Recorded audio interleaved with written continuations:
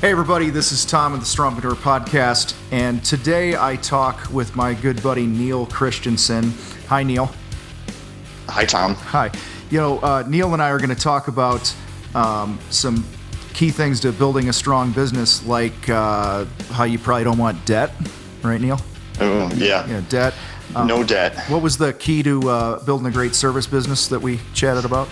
We're going to talk about communication. Ooh, you remembered. That's good. Yeah. And, I didn't take notes either. There were three words that will not get you more clients that you use that if you're using them in your email marketing. What was that we talked about? We can't give it away. They got to listen to the podcast. I know. All right. But we also talk about things like autoresponders and how to make gobs and gobs of money with by segmenting your email list and stuff like that, and how to build a strong business. So we talk about a lot of cool stuff. We do. We talk about we can't give it away.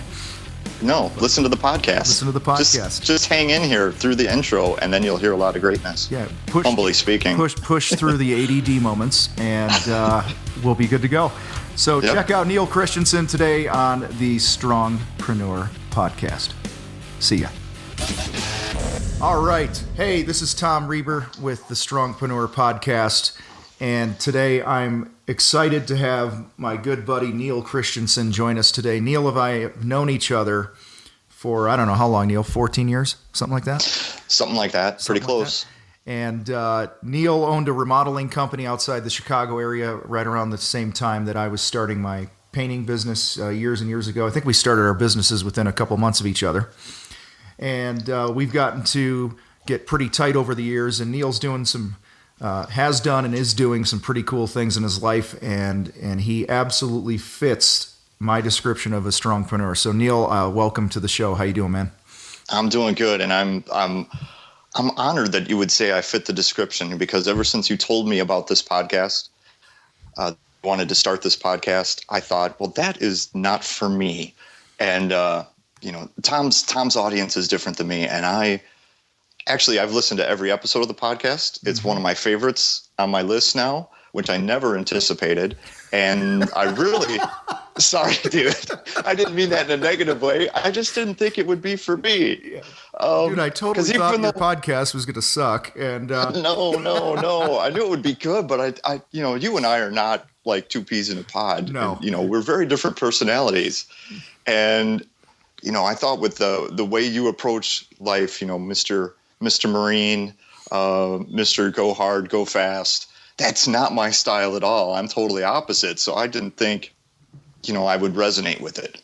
Not that it wouldn't be good. I knew it would be good. I just didn't think I would resonate with it. And I really have. So to be on it now, pretty cool. Well, dude, my description of a strongpreneur is, again, somebody who's chasing greatness, man. And, you go toe to toe with things. You despise mediocrity. I mean, that's what being a strongpreneur is about. And I've watched you build, your remodeling business, and then now what you're doing now that I know you'll get into. I've watched you recover when you've had your nose bloodied several times. And several. Yeah. I mean, like all of us. And so I think you're, like I said, I think you're perfect for what we're doing here. So tell us a little bit about Neil, and tell us a little bit about Neil. Oh, geez, I don't know. We could go way back, but basically, I guess I'll go back to when you and I met, and that was, I started a remodeling company with my brother outside Chicago back in 2000.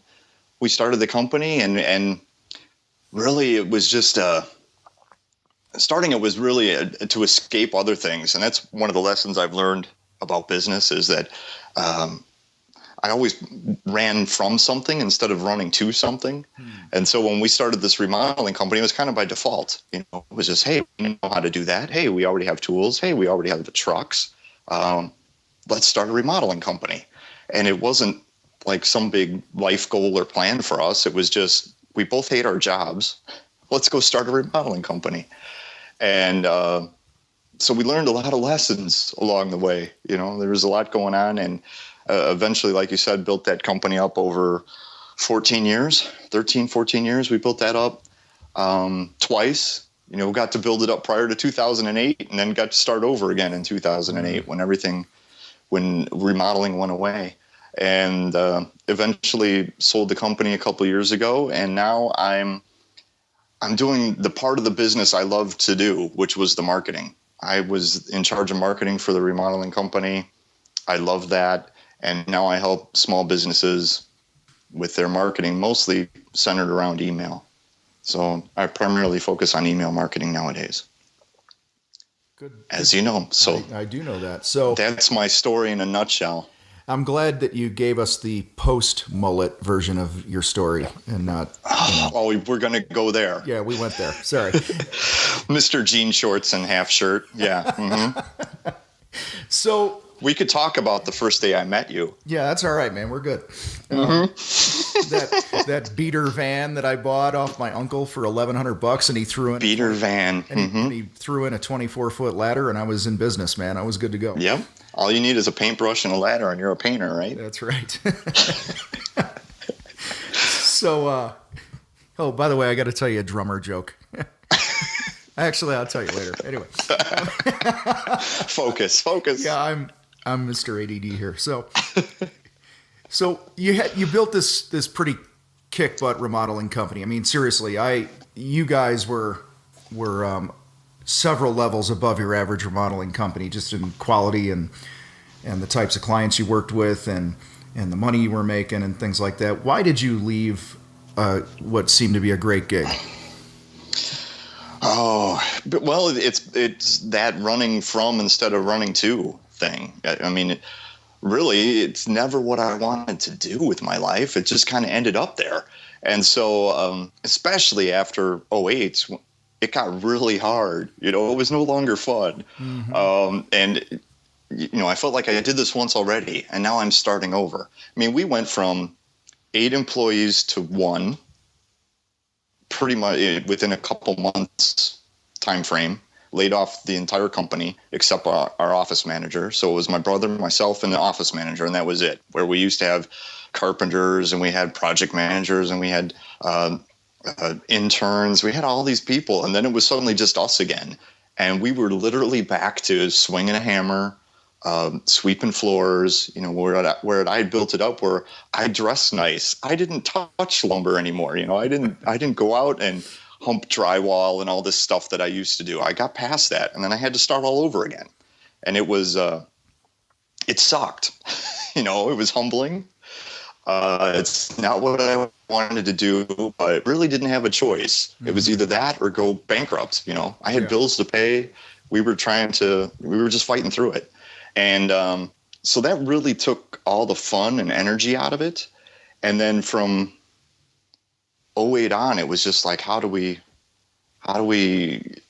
get out of it? We don't want to do this anymore. This has become draining. And to the guys that are in contracting, God love you, but that it's kind of a 24/7 job. Mm-hmm. When you take somebody's roof off and you're going to add a second story to their house, when it's raining at 3:00 in the morning, your phone rings. Yeah. And those were just not things I was enjoying and like to do, and just thought that, what really turned it around for me, what ruined it for me, was a book I read called Millionaire Fastlane. Here it is. It's on my bookshelf. I'm trying to find it. Millionaire Fastlane by M.J. DeMarco. And that just, it was so basic, but it just opened up my eyes. And his thing is that, you can work basically as an employee, dollars for hours. You can buy yourself a job, or you can own a company. Mm. And after I read that book, I realized that I owned a really good job. Mm-hmm. I didn't own a company. I owned a really good job. And from that point forward, it was like, how do I own a company? Yeah. And, I read that book, I don't know, probably about 2009, 2010. And from that point forward, it was just like, there's got to be a better way to scale this, mm-hmm. to scale my life, not just the company, but to scale my life. How do I get paid for my value? How do I up my game? And that's what it all became about after that point. And the big part of that for me was just, this remodeling company is not scalable. It is, but not like I wanted. it to be. It's just construction is a hard thing to scale, and I just didn't like it anymore. So I wanted to find something different. Okay. And take those pieces that I enjoyed doing and make a business around those. So before we get into what you're doing now, I want to talk a little more on that contracting stuff, because I know we have a lot of people that are service business owners and contractors and stuff that listen to this podcast. And I don't want them all to quit. Yeah. So I don't want to depress them. But no, I think I guess the big question I want to ask you is, knowing what you know now, you're a few years removed from it, and you look back and we usually see things a little more clearly. What would you do differently in the company? What would I do differently in the company that would have helped you build a stronger business, and maybe not would have kept you there, but just knowing what you know now about life and business and stuff, what types of things might you do differently when you were building the company? Oh, the biggest thing, my biggest piece of advice is debt. Debt killed me. I mean, debt was the reason I was stuck in 2009, and I was back out pushing a broom and swinging a hammer, because we had amassed this. While it looked cool from the front end of the business, it was all a huge chunk of it was financed. Yeah. And we were just struggling to make all these payments. Mm-hmm. And I would never do that again. Never, ever, ever. I remember I was part of a roundtable peer group, and we went to one of our meetings, and there was a guy there that was pretty successful in remodeling that was leading the group. They brought him in special for this meeting, and we're talking about all this stuff around the table, and his advice was, you need to go out and get the line of credit when you don't need the money. Mm-hmm. So go out and get that line of credit. And another company sitting around the table, he was telling them, you need to go get a line of credit. And they said, no, we're not going to do that. We're Dave Ramsey fans. We believe totally in no debt. We're not going out and do that. And I thought, man, they are so stupid. Mm. And what I didn't realize was I was listening, and I should have known the guy who was leading the group had gone bankrupt like twice. Yeah. And I'm listening to him about how to do financing. Yeah. Nice job. Should have been nice job, Neil. Yeah. So we came back. We immediately went to our bank, doubled our line of credit. We already had one, doubled it.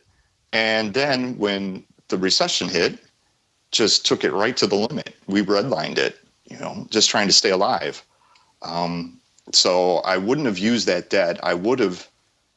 Retrospect, I should have looked at, been more aware of what was going on and cut employees sooner. I used all that money to try to keep my employees, because I was convinced that it was right around the corner. Right. It's going to turn around any month. Next week, we're going to get a bunch of leads, and then I'm going to need these people. I can't let them go. Mm-hmm. And I almost, by not letting people go sooner, I almost killed all of us.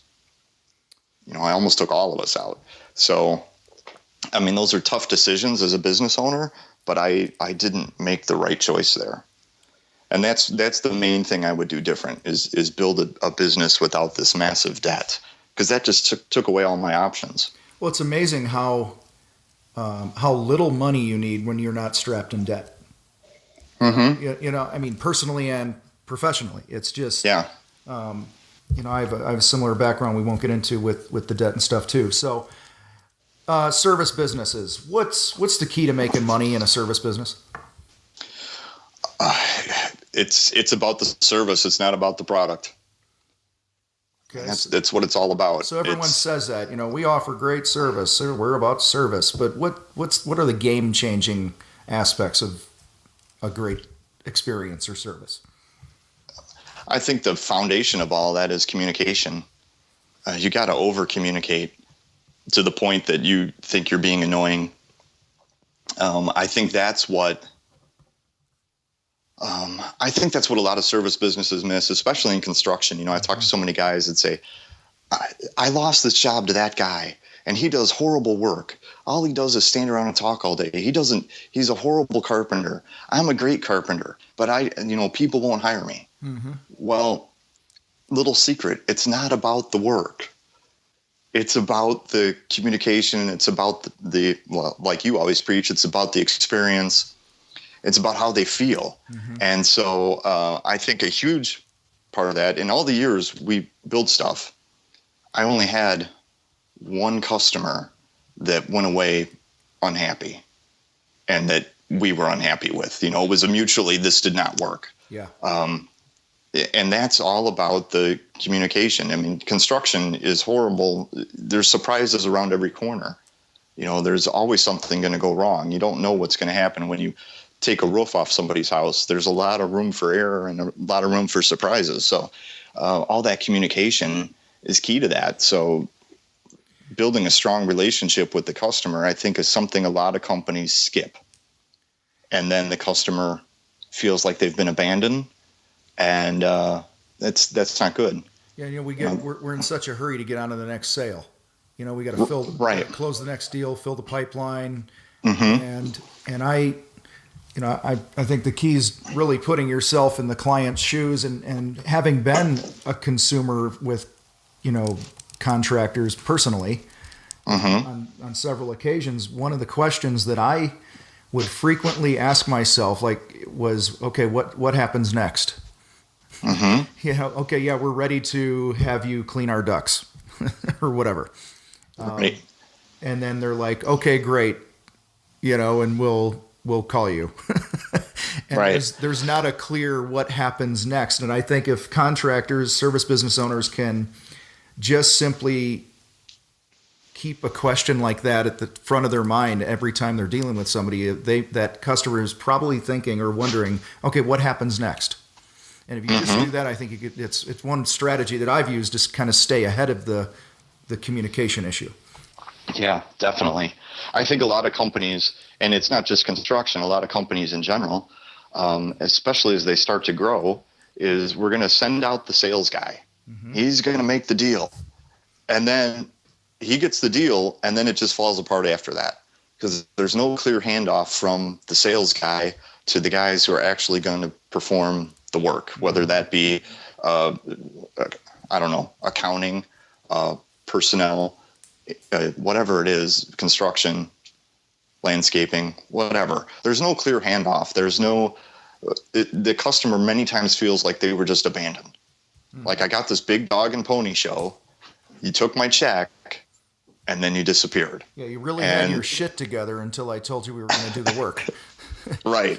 Right. Until my check cleared. Yeah. Yeah. And my 3-day right of rescission disappeared. Then it just all fell apart. And I've heard so many stories from homeowners about that type of thing because people focus on the front end and don't focus on the back end, not realizing the back end is what makes you the money. This is my theory. Mm-hmm. My company was 75% referrals. We didn't have to sell because the referrals sold for us. Joel and I are horrible salespeople. Horrible. But we got a lot of business because all our past clients talked about us so well, had such good things to say about us that we didn't have to sell. Right. We weren't out there competing against 15 other people because really almost every lead we got was ours to lose. Mm-hmm. That's the way I always looked at it. It was ours to lose because we were the front runner until we proved we weren't. And that's what having a strong back end does for your front end. Well, that back end is where you're fulfilling all the promises made up front. Mm-hmm. And word gets around if you don't. Right. So this is, this whole communication thing being key to the great experience and service is a perfect way to lead into what you're doing now. Because, even when I mentioned earlier, consumers are constantly asking the question, okay, what happens next? I haven't heard from them. I haven't this, haven't that. You've kind of, you have a secret weapon that probably most of the world is not heard of, and it's called email marketing. Well, they've heard of email marketing. They just don't know they don't know all the possibilities of email marketing. When I tell people I do email marketing, and I try not to use that term, but everybody understands that. But when I tell them I do email marketing, the first thing they think is some 4-color newsletter that comes out, once a month with a bunch of self-aggrandizing stuff in it about how awesome we are with 15 different articles and that kind of thing. And that's not what I do. I'm doing email marketing that's more, I do automated systems for people. So I set up systems that when you have a new client, you can put them through an onboarding sequence where we can send them out all the information that answers the question, what comes next? Mm-hmm. So we can stay one step ahead of them and say, we've got a new client here. Now they're going to be in the new client email sequence, and now sends them out a series of emails that says, hey, this is what to expect. John is your site superintendent, and he's going to be out on this date, and we're going to get started. And right now we're working on your plans, or right now we're doing this, and we'll be back with you in a couple of days to talk about, all these different things that you can do and automate. So I guess I didn't even really think about this until you just did a nice segue for me about communication. But I guess I took what I thought was most important in business, and now I'm building another business around it. And that's just how to communicate with prospects, clients, past customers, partners, whatever, in a scalable, automated way. Why do most, and I'm assuming because I've lived it and kind of seen it in my world, but why do most email marketing campaigns fail? Because they are sent to everyone and therefore no one. If I have a list of 500 people on my list, and some of them are, like I just said, some are my past clients, some are current clients, some are partners, some are prospects. And if I'm sending out the same email to all 500 people, I cannot communicate with them, right? I cannot be specific to their situation. So I've got to be very general. And nobody connects with general. People don't know what to do. This isn't for me. So if you can automate email and segment it, so by breaking your list down into groups, I've got my current customers, I've got my prospects, I've got my partners, all three of them have different questions, different needs, right? They're obviously different. My current clients are very different than my prospects. My prospects, I'm trying to prove that I'm worthy of their business. My current clients, they have questions. They want to know what happens next. So two very different groups of people. So by segmenting email lists, that's where the power comes in. And then with automation, by throwing that automated piece into the mix, we can get the segment down to a segment of one, where I'm talking one-on-one to Tom about Tom's specific situation. And that comes into play with all the different tools that are available now that most companies don't even know about. But things like you visit my sales page, or you visit my page about heat duct cleaning. Well, now I know Tom is interested in heat duct cleaning. So I can send him an email that might answer frequently asked questions about heat duct cleaning. Or it might send him a coupon that says, Tom, I'm having a special on duct cleaning this week. Some people think it's creepy, but it's what Amazon does every day. If you're getting emails from Amazon, they do this every day. You go look at water bottles on Amazon. If you don't buy one, 2 days later, you're going to get an email that says, hey, here's 5 other water bottles that might work for you. It's just answering the customer's question. It's meeting them where they are. And that's what automation lets you do. Yeah. And Amazon wouldn't be sending that email later if this stuff didn't work. Oh, no. Yeah, they're not wasting their time on money on that. So they've got a lot of money, but they're not wasting it. That's right. For sure. Yeah. So you touched on, you said your prospects, your clients, and you said partners. Mm-hmm. Give us an example of why we would want to email partners. How do you define partners, and why would we want to email them, and what might this look like for them? Yeah. Why would you want to email partners? Well, partners are your referral source, right? Mm-hmm. Specifically, I'm thinking like, you and I could be partners because we have similar client base, right? Right. in the contracting world, when I was a general contractor, well, my electrician might be a partner. If I got the job, he got the job, right? Mm-hmm. So it's in his best interest to help me get a job, because he knows that I'm going to pass the money on to him. He's going to get something out of it. So these are what I kind of refer to as partners. And, again, their needs are, they need more work, right? And so it's how can we work together to find more business? So in that case, my electrician example, I could be sending out emails to them about what kind of projects I'm working on, so they can be on the lookout for, this is the kind of job Neil needs right now. Mm-hmm. This is what he's looking for. Just arming them with information to help them be a better referral source for me. Okay. Yeah. And why that's in their interest. I want to make everybody a better referral source for me, but a past client has a different reason for referring me than a partner would. Right. With a partner, there might be money in it for them. A past client, they just want to be a hero. They want to look good in the eyes of their friends. Maybe that's their motivation. Mm-hmm. So they're going to have different motivations, and I can speak to those motivations differently if I'm segmenting my list in that way. Okay. As you're talking, I'm thinking of when I built my painting company, I got a lot of work every year from those partners, electricians, carpenters, plumbers, and homeowners would ask, hey, do you know a painter or whatever?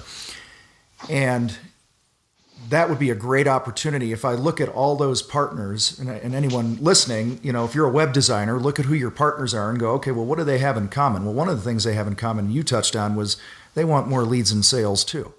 Mm-hmm. And so maybe that segment of your newsletter, correct me if I'm going off topic here, off base, but you could send them things of value to help them market better, to help them sell more, to, tips, so that you're viewed upon not just as another trade partner or whatever, but a more of a trusted advisor, somebody that's added value to their life and to their business. Is that a fair thing to say?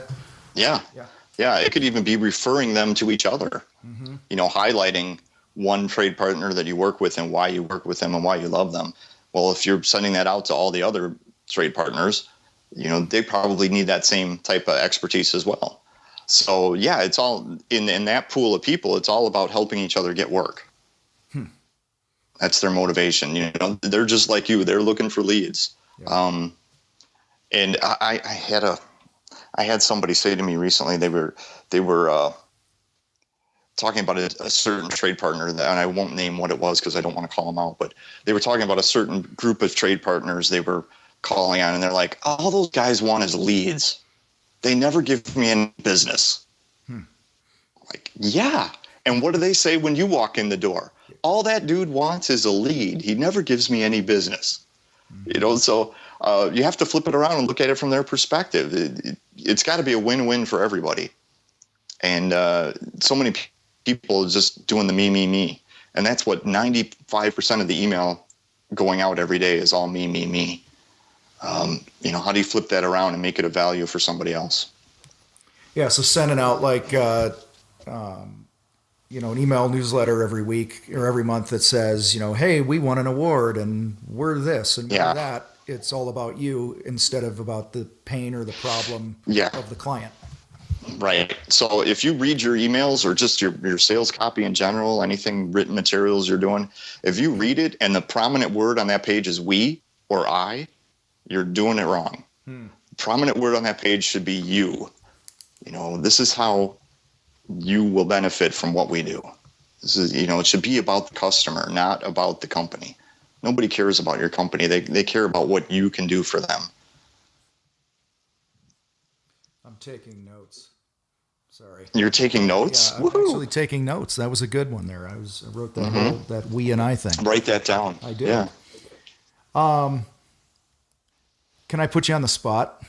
Like big time? I know your. Can we hit pause? Yeah, I know your personality type is really wired for this. So. Yeah, thanks.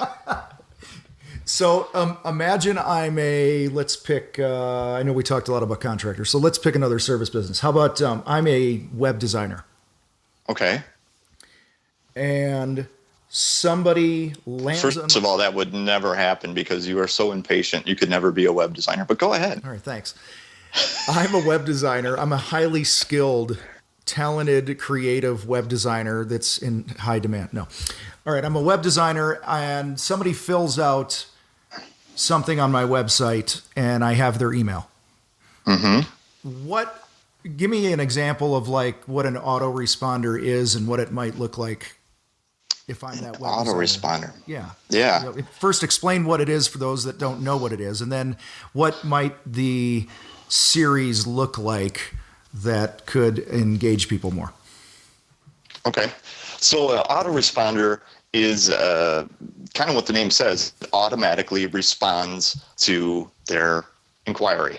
So with an autoresponder, you can build a series of emails that when somebody submits a form on your website or however they end up on your email list, you can automatically send them out responses timed over a couple of days, couple of weeks, couple of years. I personally, in one niche I work in, I have a series of autoresponders that will run for about 7-8 months without me. You know, they sign up on my website. I never touch anything, and they're still getting emails 7 months later from me, all automatically based on what they inquired about and what actions they have taken since they inquired. So that's kind of autoresponders 30,000-foot overview. Okay. Specifically, usually in my world, when somebody's filling out a form on a website, there has to be a reason for them to fill out a form on the website. They want some sort of information. They want something in return. People don't usually just willingly give up their email address and say, please flood me with emails. You're going to have to bribe them for some sort of thing that they want. In the web design world, that might be, some sort of template on the most effective website layout design. Give me your name and email address. I'll send you a template that shows you the most effective layout for a website, or 5 really effective layouts for an e-commerce site, or whatever it might be. So an autoresponder series in that case would look something like, we're going to deliver whatever it is that the prospect asks for. The first email is going to send out, whatever it is they asked for. We're going to send that to them. Then a couple days later, and then that first email, you might ask a question. Because what I like to try to do is get these autoresponders. The whole idea of email is to start a conversation. Okay. People think of email as a very one-way thing, but really what we're trying to do is get a conversation started. Ultimately, we want to sell something, right? Yeah. Ultimately, we need to get them on the phone, or we've got to get them to an order form on the website, or we got to do something. And for most service businesses, we got to get them on the phone. We got to get a sales guy to go out and meet with them or whatever. So we need to start a conversation. So email can't just be a one-way thing. At some point, it's got to become two-way. We got to get a conversation started. So right in that first email, I like to ask questions. Just really simple, one simple question. Like a popular one I use a lot is, what business are you in? Just tell me about your industry. What business are you in? Why did you download this? What are you hoping to get out of this?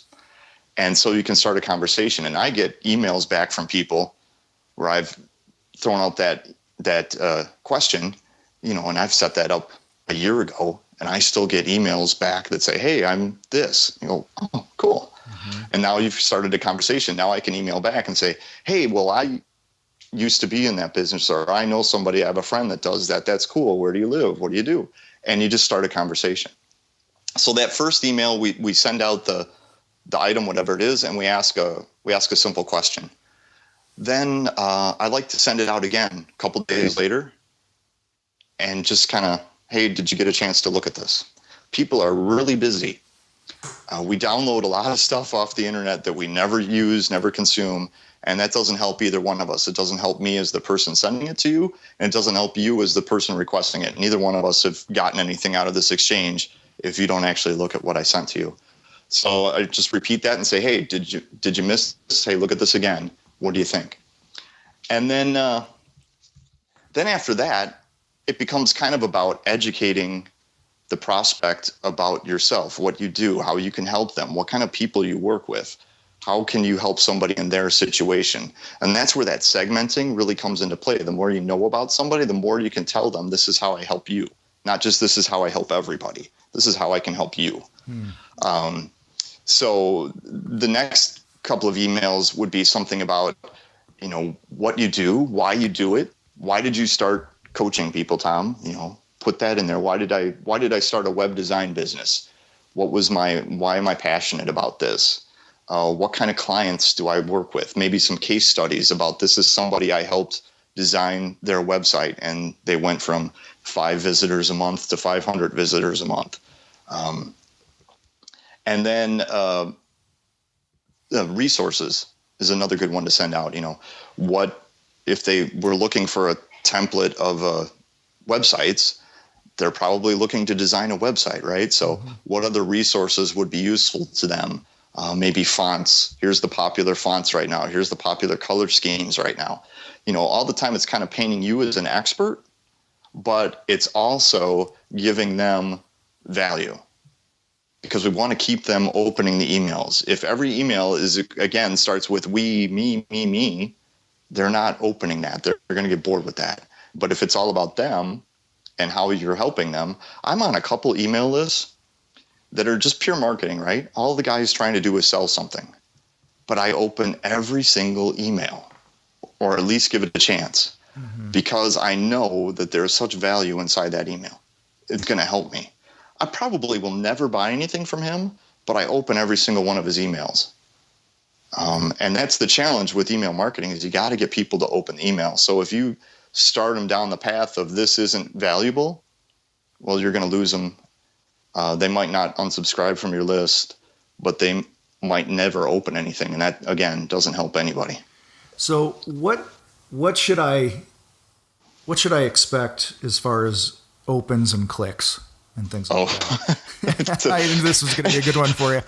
That's a very loaded question. Yeah, but it's only X amount of people are clicking it, and whatever. Right. And I think all that's all wonderful. It gives you clues. That's things you can look at and take clues from and say, oh, that worked, that didn't work.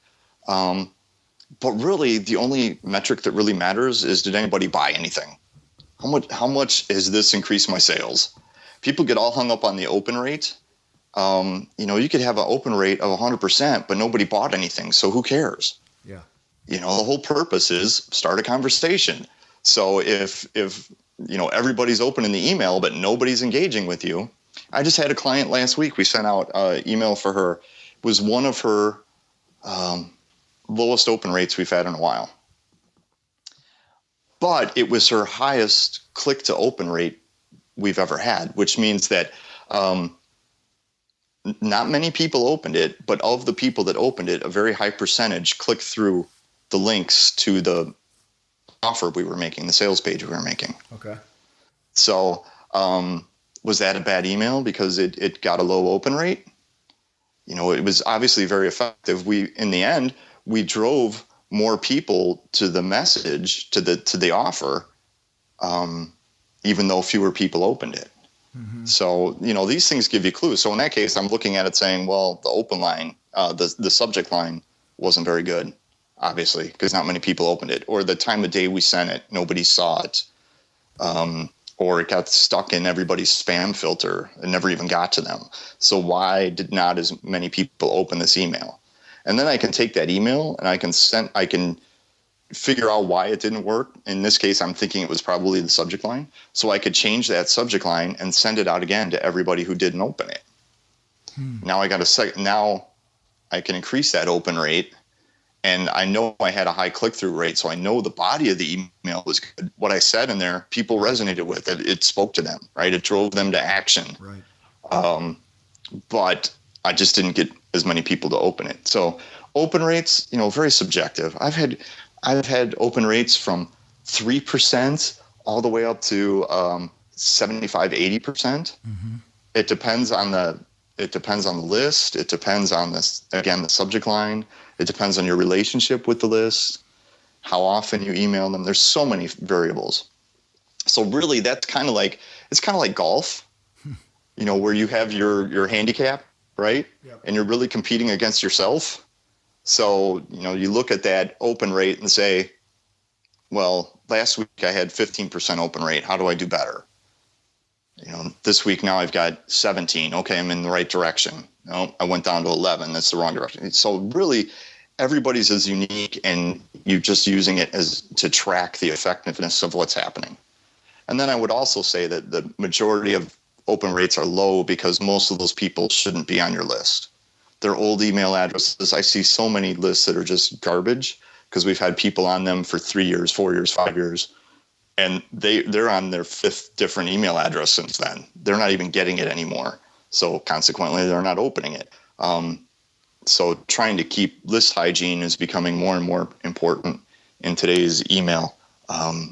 All the different spam filters are really putting a lot of weight on list hygiene. So it's important that we keep lists clean with people that are really interested, because that kind of indicates to people like Google how interested people are in your stuff. So if Google sees that nobody ever opens Tom's emails, they're going to send you to their promotions tab. They're going to put you in the spam filter.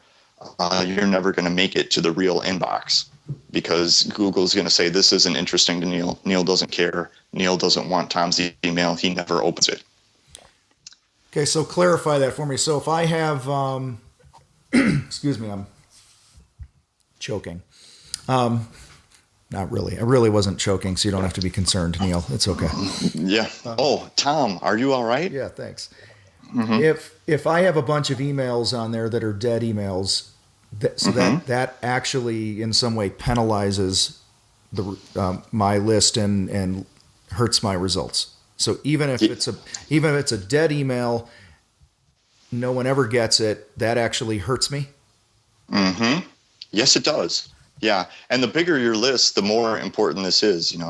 So as your list grows and you've got thousands and thousands of people on it, that hurts you because when that goes out, Google is, and I use Gmail and Google because they're the 800-pound gorilla now. More people are opening stuff through Gmail than anything else.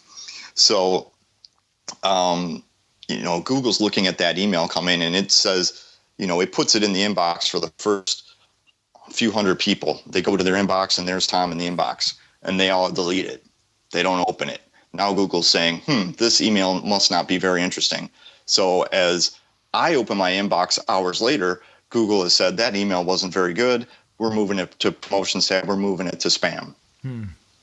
So, and that weighs in more with the bigger lists, that have thousands and thousands, hundreds of thousands of people on them. That definitely becomes more of a factor. But Google is now, and the others, AOL, Yahoo, Hotmail, they're all doing what is called like list fingerprinting. So you could change the email address it comes from. You could change the IP address that the email is delivered from, and they still know it's you. Wow. They still know Tom's sending that. Now, they're really, I'm thinking they're only doing that with the bigger lists at this point, but I'm sure it's going to, as they get more advanced with it. But they have algorithms that figure out that when these 5,000 email addresses hit our server all at the same time, we know Tom sent it. Doesn't matter what the address it was from, doesn't matter the IP.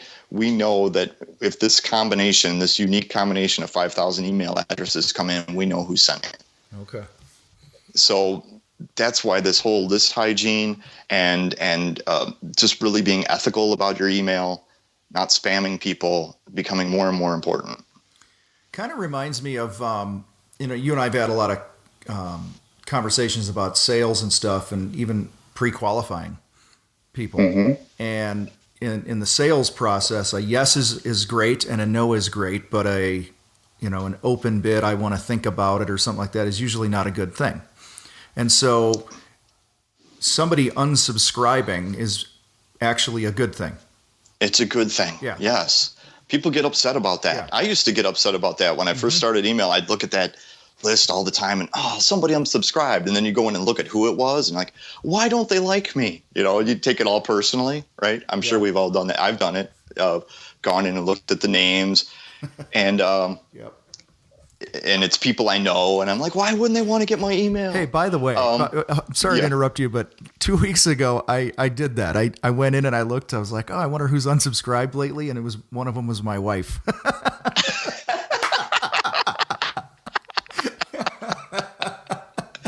Oh man! So we haven't talked cold. about that. We haven't talked about that yet. I'm not really sure what to make of it.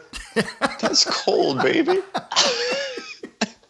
Man. So as the last person I expected to see unsubscribe. So my emails must be really bad. Let's hope she was on the list more than once and she was getting rid of duplicates. Oh. Yeah. So, but yeah, getting rid of these people that don't want to get your messages. I mean, that's a good thing. It helps. It helps that email target to the people it should be going to, the people who are interested in your message and whatever it is you're offering. Yeah, don't take it too personally when people unsubscribe. So let's talk about the person who's sitting here listening to this and they go, yeah, I've known forever. I've heard about this email marketing stuff. I should probably do something. I don't have a list. What do you tell that person to do today? Oh, that they don't have a list? Yeah, they've never done any email marketing. Maybe they've got some emails in their QuickBooks database or some other database, maybe, whatever. Right. But they're not doing any email marketing whatsoever. What do they do if they're motivated by hearing this to take some action? What does that action look like? Oh, well, first of all, I say that everybody has a list.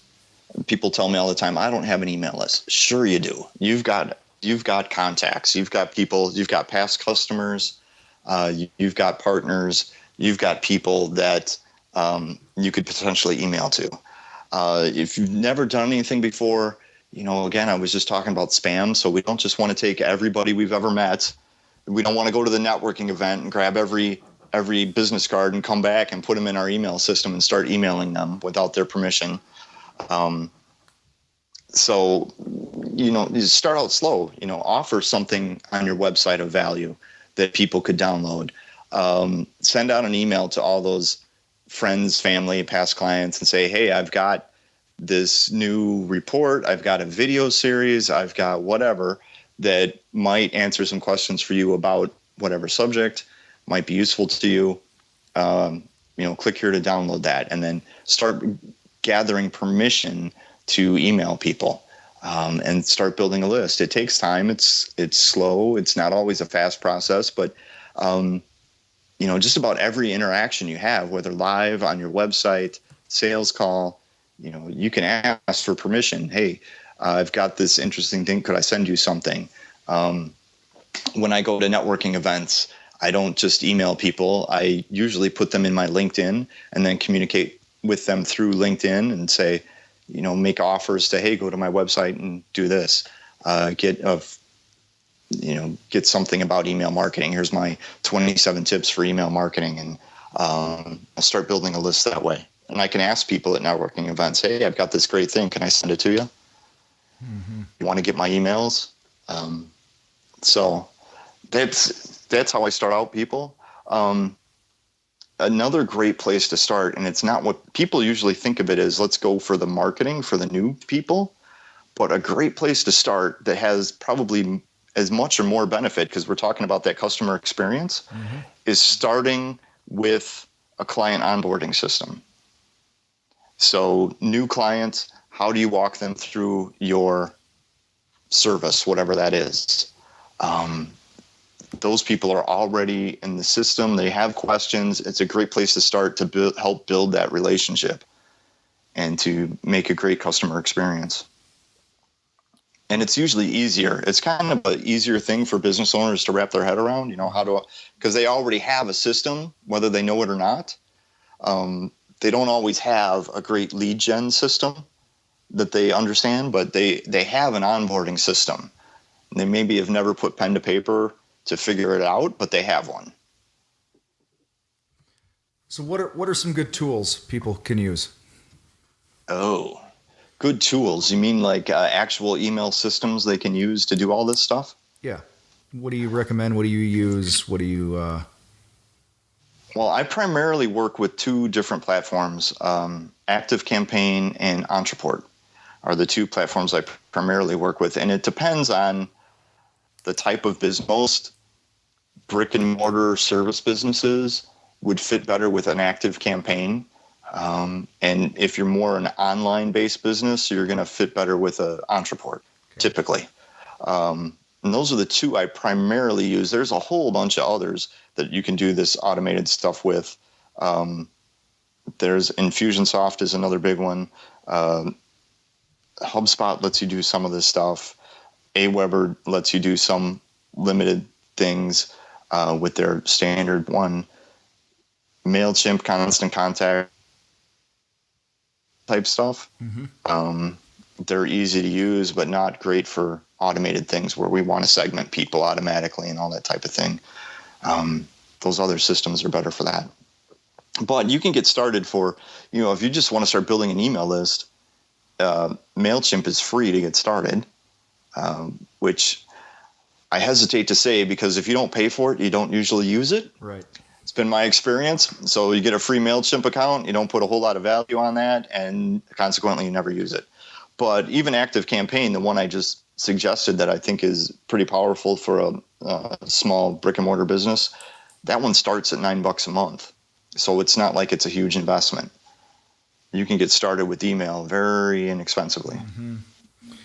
Yeah, I remember years ago when I certainly didn't know what I was doing with email marketing, but we sent out a monthly newsletter to our database in my painting company. And, the average painting project is about $3,000. And I would easily, on average, do $5,000 to $8,000 or $10,000 a month just by sending an email out.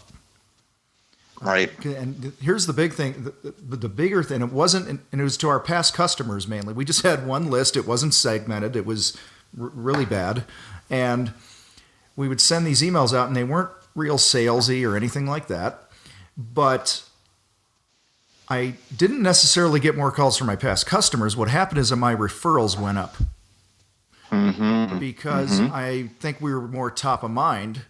Right. And then they're standing at Johnny's soccer game and they hear somebody saying, yeah, we're getting bids on painting our house. And they go, oh, you should call these guys. Yep. And so that was my experience. But email marketing is all about consistency. I mean, that's a huge part of it. And whether that consistency is once a month, every other week, every week, daily, whatever it is, just staying in front of people. Email lets you do that automatically, on autopilot. You don't have to sit there and write. You can write it once. And like I said, I've written stuff over a year ago that people are still receiving. As long as the content is kind of evergreen, it's always fresh. I don't have to rewrite it every time as long as I'm not talking about current events and things that are happening right now. People are still getting emails from me months and months later. So it might be kind of hard to get all that set up in the beginning, but once you do, it's so worth it because it's just running for you in the background. Yeah, and that's nice. Set it and forget it. Yeah, it provides that consistency. Yeah. And marketing is 90% consistency. Right. It's all about just get out there and do something. So many people think about what they're going to do and never do anything. Email marketing lets you be more consistent and just get out there. Cool. So we're coming up on our time here, and I want to make sure people who dig what you're saying, and if they want to reach out to you, I want to make sure that you have an opportunity here to tell us where we can find you and how they go about doing that and how you can help them. Sure. I was not prepared for this, and I should be, right? Yeah. I should know better. That's all right. Well, the company name is Email Splat. And so you can find my website at emailsplat.com, SPLAT, if they want to check out what's going on there.